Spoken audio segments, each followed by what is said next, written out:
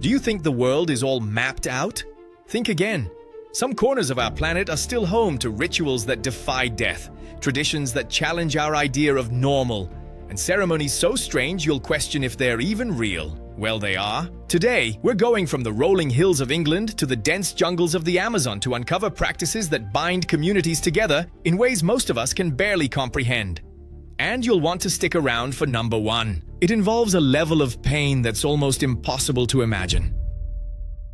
Kicking off our list at number 10 is a tradition that's as ridiculous as it is dangerous.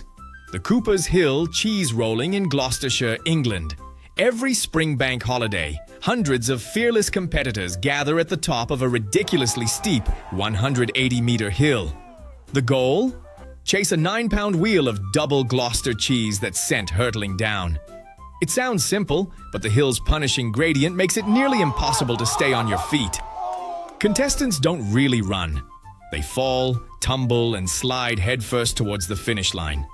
Not surprisingly, injuries are a common and expected part of the day, from sprains and bruises to more serious stuff requiring medical evacuation.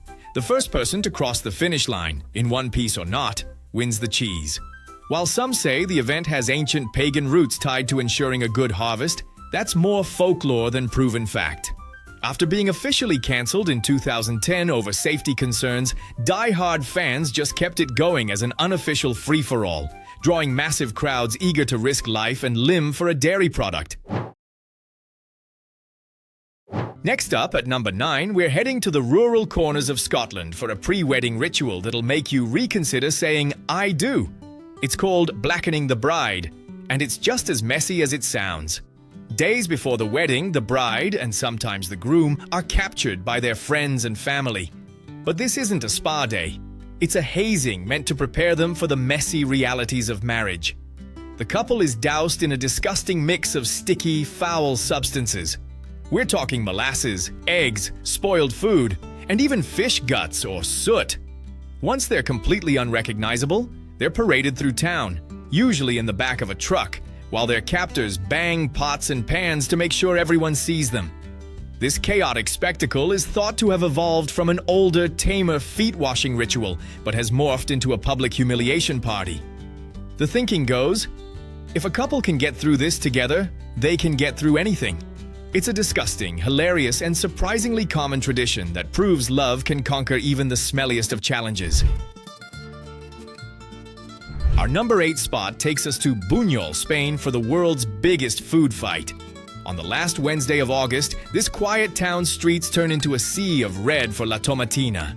Tens of thousands of people from around the world descend with one mission: to hurl over 100 metric tons of overripe tomatoes at each other. The festival's origin is as chaotic as the event itself, starting from a random food scuffle at a parade in 1945. The idea just stuck. Today, it's a massive, ticketed event. A cannon fires and trucks dump mountains of tomatoes into the streets. For one glorious, messy hour, it's a total free-for-all. Friends and strangers are pelted until the whole town square is ankle-deep in tomato pulp. A second cannon shot signals the end, and firefighters hose everything and everyone down. La Tomatina is a light-hearted celebration of pure, chaotic fun that brings in over 20,000 visitors a year, all eager to get soaked in tomato juice. At number 7, we're off to Lopburi, Thailand, where the guests of honor at a massive feast aren't people but monkeys. On the last Sunday of November, the city lays out a wild buffet for its huge macaque population at the Monkey Buffet Festival. And this isn't just a few bananas. We're talking over 2 tons of fruit, vegetables, rice, and Thai sweets, all beautifully arranged on tables at the Phra Prang Sam Yot Temple. The tradition was started in 1989 by a local businessman to boost tourism and honor the monkeys, who are considered sacred. According to local stories, the monkeys are descendants of the god Hanuman and are believed to bring good fortune. Feeding them is a way of showing respect and banking some good luck. The sight is both hilarious and chaotic, as hundreds of monkeys swarm the tables, stuffing their faces in a frenzy while tourists watch. The festival has become a huge international event, mixing religious reverence with a spectacle you won't forget. Now for something a little more eerie. Our number 6 spot takes us to the remote valley of Nagoro, Japan, better known as the Village of Dolls. This isn't a festival, but a permanent haunting tribute to a dying community. The village, once home to 300 residents, has dwindled to fewer than 30 people. To fight the crushing loneliness and preserve the memory of those who left or passed away, local artist Ayano Tsukimi started making life-size dolls and placing them all over town.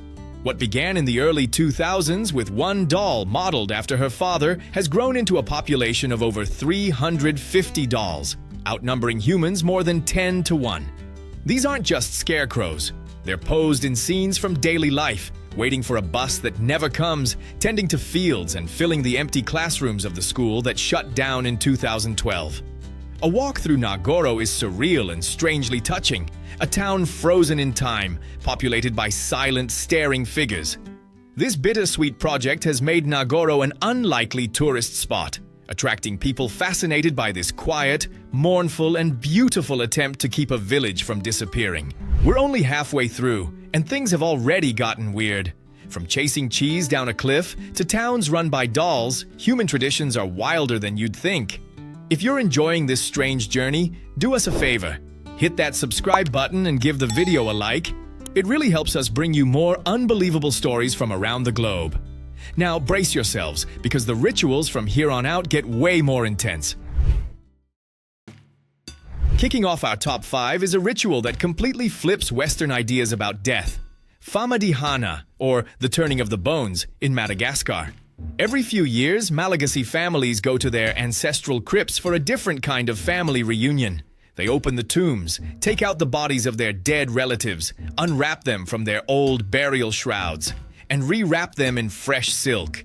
But this isn't a sad event. It's a full-blown party. Families blast live music, feast, and even dance with the corpses, hoisting their ancestors onto their shoulders before putting them back in the tomb with gifts of money and alcohol. The belief is that spirits of the dead can't join the ancestral world until their bodies fully decompose. This ritual keeps the connection with loved ones alive, introduces new family members to the deceased, and is a way to ask for their blessings. While the practice is less common now because of the high cost and hygiene concerns, it's still a deeply meaningful tradition for many, reminding them that death doesn't break family bonds. At number 4, we're back in Spain for a ritual that's a heart-stopping mix of faith and risk. In the village of Castrillo de Murcia, during the annual Corpus Christi festival, they practice El Colacho, better known as the Baby Jumping Festival. And yes, it is exactly what it sounds like. Men in bright red and yellow devil costumes, the Colacho, leap over rows of newborn babies lying on mattresses in the street. This tradition goes all the way back to 1620. The jump is believed to cleanse the infants of original sin, protect them from evil, and ensure they don't get sick. Before the main event, the devils run through town, playfully whipping people with horsehair whips. Then, parents willingly place their babies, all born within the last year, on the ground.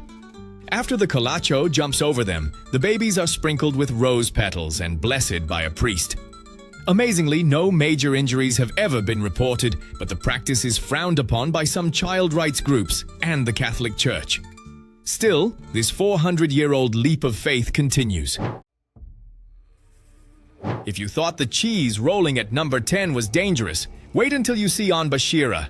Held every 6 years in Nagano, Japan, this festival involves replacing the pillars of the Suwa shrine.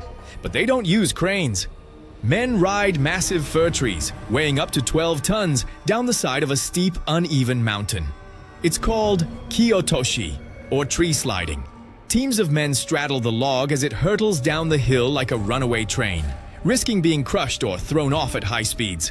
It is considered an honor to ride the log, but it comes at a price.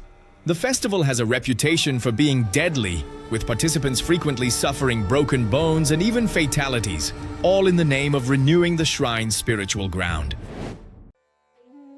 Prepare yourself for number 2, a ritual that turns up the heat, literally. In the villages of South India, the festival of Thimithi sees devotees prove their purity by walking barefoot across a pit of burning wood embers. This isn't a magic trick. It is a test of faith dedicated to the goddess Draupadi. The pit is filled with firewood and set ablaze until it becomes a glowing orange carpet of coals reaching incredibly high temperatures.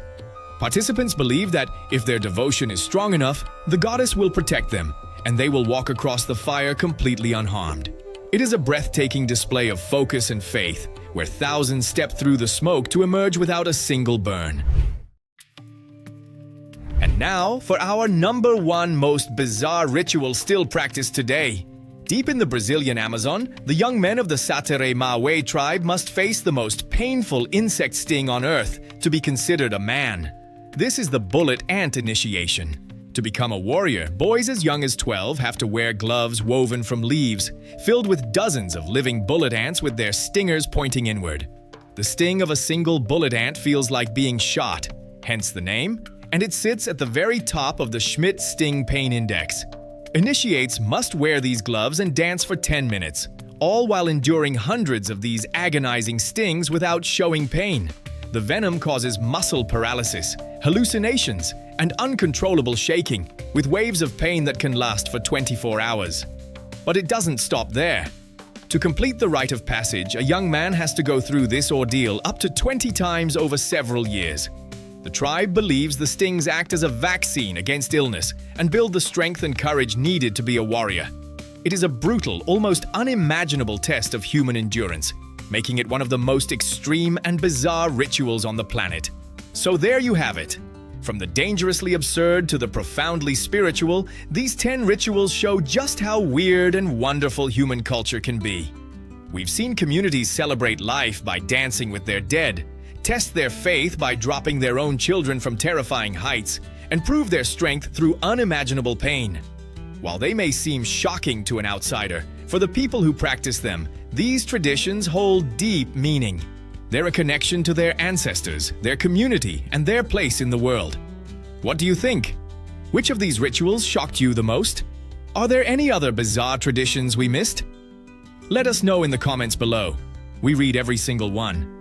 And if you enjoyed questioning reality with us, don't forget to subscribe and hit that notification bell. You won't want to miss where we're going next. Thanks for watching.